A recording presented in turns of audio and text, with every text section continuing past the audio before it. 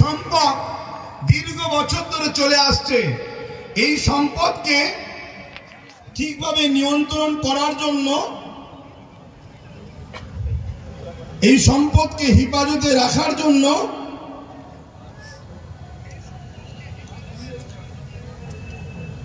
সর্বপ্রথম ভারতবর্ষে 1954 প্রথম একটা আইন তৈরি করা হয়। কংগ্রেস পিরিয়ড চলছিল। তাদের কাজকে আমি খুব একটা খারাপ বলবো না। তারা চেয়েছিল যাতে করে একটা বোর্ড তৈরি হোক, কমিটি তৈরি হোক, যাতে করে ওয়াকফগুলো নয়-ছয় না হয়ে যায়, দানকৃত সম্পদ প্রতিটা জায়গায় যেন যায়। তারা বোর্ড তৈরি করলো ঠিকই, কিন্তু ব্যবহারের জায়গায় ঠিকভাবে চলছিল না।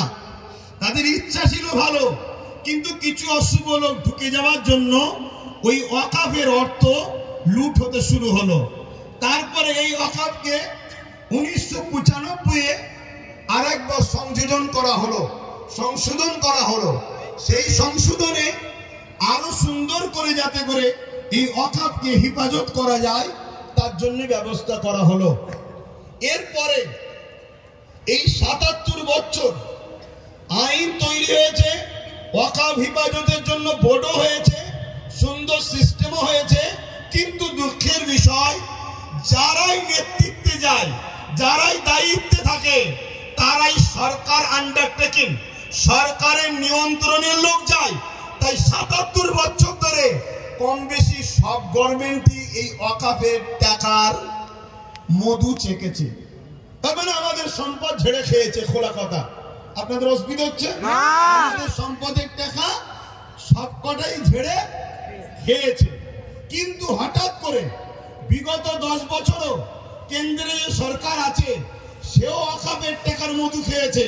কিন্তু একটা প্রশ্ন, হঠাৎ করে এই ওয়াকফকে কেন আইন করে নিজেদের কবজায় নিবাস ষড়যন্ত্র করছে, এটা আমাদের ভাবতে হবে। এই জায়গাটা হলো পয়েন্ট।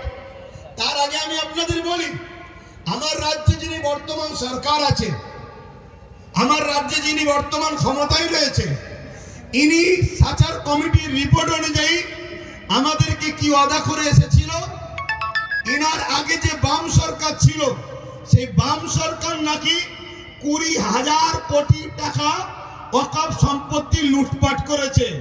অতএব আমি যদি ক্ষমতায় আসি মুসলমানদের ওয়াকফ উদ্ধার করে দেব। এটা বলেছিল না বলেনি? হাত তুলে বলবেন বলেছিল না বলেনি? হাত তুলে বলেন বলেছিল না বলেনি? এই ওয়াদা করেছিল। আরো অনেক কথা, 10,000 মাদ্রাসা, ফুরফুরা শরীফের রেল, ইটা সিটা, বাড়িতে বাড়িতে, মানে দুনিয়ার যা ফেকার ফেকেছিল আমরা মূর্খর মতো নিয়েছিলাম। ওটা ছেড়ে দেন, আমি একটা টপিক নিয়ে আলোচনা করছি। তাহলে ইনি বলেছিলেন উদ্ধার করে দেবো, কিন্তু উনি এসেছেন 2011-য়, আজকে 24, দীর্ঘ 13 বছর প্লাস হতে যাচ্ছে। কিন্তু দুঃখের সাথে বলতে হয় একটা সম্পদও উদ্ধার হয়নি। আমি 2013-14 থেকে আন্দোলন করছি।